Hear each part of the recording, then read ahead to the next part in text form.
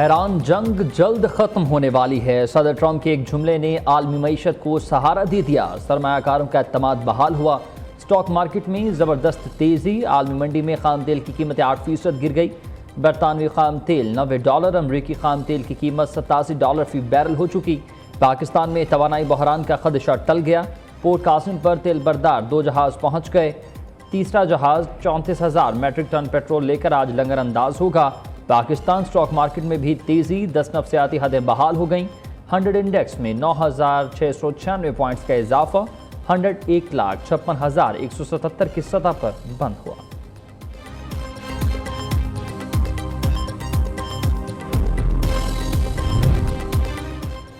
روسی صدر پیوٹن اور ایرانی صدر مسعود پزشکیان کے درمیان ٹیلی فونک رابطہ۔ ولادیمیر پیوٹن کا گفتگو میں تنازع جلد از جلد ختم کرنے پر زور، ثالثی کے آپشنز پیش کر دیے۔ کہا کہ روس اپنی مکمل صلاحیت کے ساتھ مدد کرنے کے لیے تیار ہے۔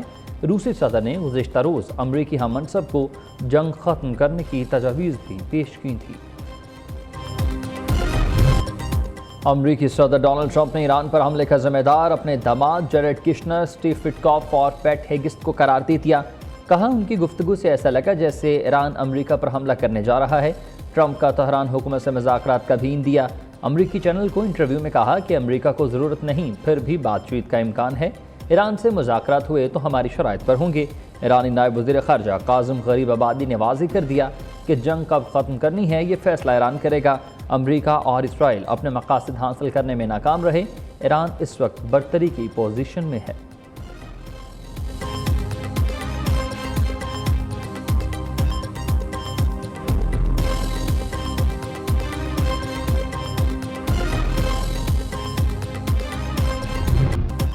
امریکہ کا جنگ میں جیت کا دعویٰ۔ ایران پر بہت بڑا حملہ کیا، دفاعی اور بحری نظام کو تباہ کر دیا۔ دشمن کی مکمل تباہی تک حملے جاری رہیں گے۔ یہ آپش اوباما اور بائیڈن کا نہیں بلکہ ڈونلڈ ٹرمپ کا دور ہے۔ امریکی وزیر جنگ پیٹ ہیگسٹ کا یہ اعلان۔ امریکی جنرل ڈین کین نے کہا کہ مشترکہ فوج نے ملٹری ہینڈز اور نیوی کے علاوہ ڈرون لانچ سائٹس کو نشانہ بنایا۔ ایران کے بیلسٹک میزائل حملوں میں 90% کمی آئی ہے، جبکہ ایران پر امریکہ اور اسرائیل کی وحشیانہ بمباری جاری ہے۔ تہران میں رسالت اسکوائر کے قریب حملے میں 40 افراد شہید۔ شہر عراق میں بھی 5 افراد جاں بحق، متعدد زخمی ہونے کے اطلاعات۔ شہداء کی مجموعی تعداد 1,300 سے تجاوز کر گئی۔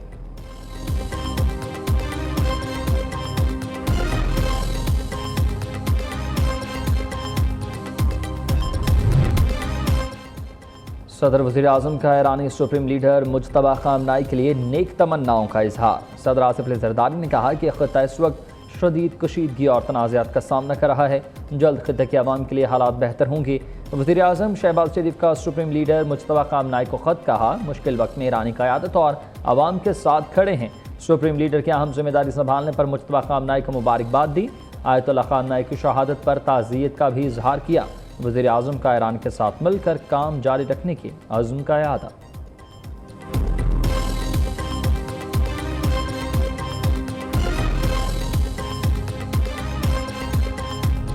ہم تبصرے کرتے ہوئے کئی دفعہ بہت غیر ضروری باتوں میں بھی الجھ رہے ہیں۔ آپ ضرور بات کریں، آپ کو اظہار آزادی رائے کا آپ کا بنیادی حق ہے، لیکن آپ نے احتیاط کہاں پہ کرنی ہے؟ پاکستان کی سلامتی کی جہاں پہ بات ہو۔ زیادتی صرف تب ہوتی ہے جب یہ ریڈ لائن جو آئین نے ڈرا کر دی ہے، جب ہم اس کو کراس کرتے ہیں۔ جب سے یہ تنازع شروع ہوا ہے، پاکستان نے بھرپور کوشش کی ہے کہ اس کا سفارتی طور پہ جو حل نکل سکتا ہے اس پہ بات کی جائے۔ فارن پالیسی کے معاملات کو لوکل پالیٹکس کے معاملات کی طرح ٹریٹ نہ کیا جائے۔ آج کل ایک بھیڑ چال چل پڑی ہے کہ اگر میں نے ویلاگ پہ زیادہ ویوز لینے ہیں تو میں 2 ممالک کے حوالے سے ایسی بات کروں جس کو زیادہ ویوز آئیں اور میری زیادہ مونیٹائزیشن ہو اور پاکستان کا انٹرسٹ پیچھے چلا جائے۔ دیکھیے، ان ممالک کے پاکستان کے ساتھ جو اچھے تعلقات ہیں ان کو یہ فیل ہوتا ہے کہ شاید یہ اسٹیٹ کی پالیسی ہے۔ پاکستان کی خارجہ پالیسی سے متعلق بحث سے اجتناب کیا جائے۔ ریڈ لائن کراس ہوگی تو قانون حرکت میں آئے گا۔ آزادی اظہار رائے میں آئین پاکستان کو ملحوظ خاطر رکھنا چاہیے۔ کسی بھی شخص کا بات کا آئین اور سفارتی تعلقات پر اثر پڑ سکتا ہے۔ ایران پر بلا جواز حملوں کی سب سے پہلے پاکستان نے مذمت کی۔ پاکستان نے ایران تنازع کے حل کے لیے سفارتی کوششیں کی۔ وزیر اعظم نذیر تاڑر کی پریس کانفرنس۔ وزیر اطلاعات عطا تاڑر بولے کہ خطے میں کشیدہ صورتحال ہمارے لیے بھی چیلنج ہے۔ خارجہ پالیسی کو مقامی سیاست کی نظر نہ کریں۔ زیادہ ویوز لینے کے چکر میں بھیڑ چال چلی جا رہی ہے۔ مسلم ممالک سمجھتے ہیں کہ شاید یہ ریاست کی پالیسی ہے۔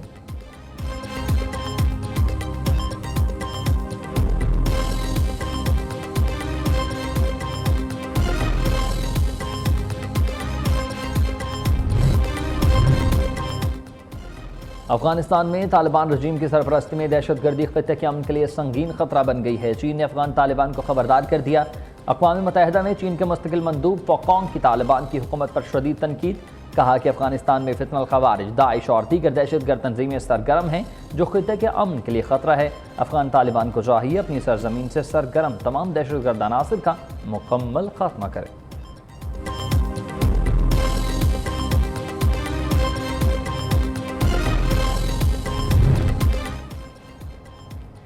امریکی وزیر خارجہ مارکو روبیو نے طالبان رجیم کے زیر انتظام افغانستان کو غیر قانونی حراستوں کا ذمہ دار ملک قرار دے دیا۔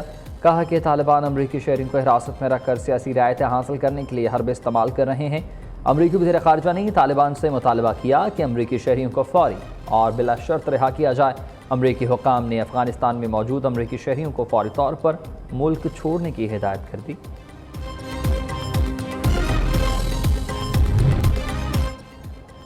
سندھ حکومت کی کویت شہری مہم، سرکاری گاڑیوں کے پیٹرول میں 50% کمی کا اعلان، سرکاری محکموں کی 60% گاڑیاں 2 ماہ کے لیے بند رہیں گی۔ وزیر اطلاعات سندھ شرجیل میمن کہتے ہیں کہ سندھ کے وزراء 3 ماہ کی تنخواہیں نہیں لیں گے۔ غیر ملکی دوروں، نئی گاڑیوں اور اضافی سامان کی خریداری پر پابندی ہوگی۔ 16 سے 31 مارچ تک سکول بند رہیں گے، امتحانات جاری رہیں گے۔ جمعے کو سرکاری اداروں میں چھٹی نہیں، گھر سے کام کرنا ہوگا۔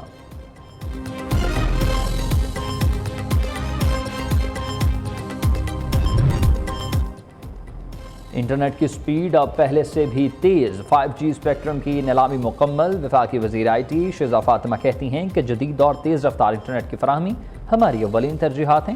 وزیر اعظم شہباز شریف کی قیادت میں پاکستان ڈیجیٹل دور میں ترقی کر رہا ہے۔ 5G کے آنے سے انٹرنیٹ سپیڈ میں بہتری آئے گی۔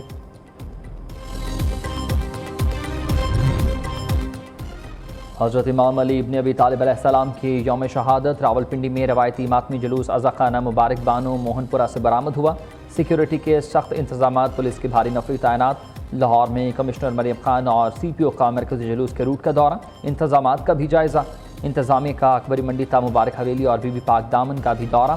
منتظمین سے ملاقات ہوئی۔ وزیر داخلہ محسن نقوی سے اہل تشیع کے جید علماء کرام کی ملاقات۔ یوم علی کے تمام جلوسوں کو نماز مغرب تک ختم کرنے پر اتفاق ہوا۔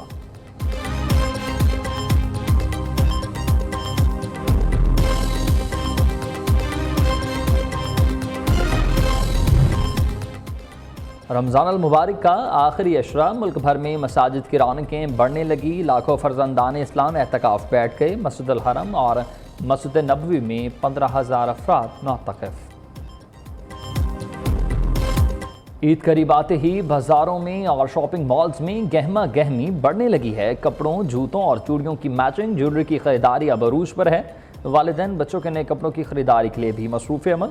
خواتین میچنگ چوڑیاں خریدنے کے لیے بازاروں کا رخ کر رہی ہیں۔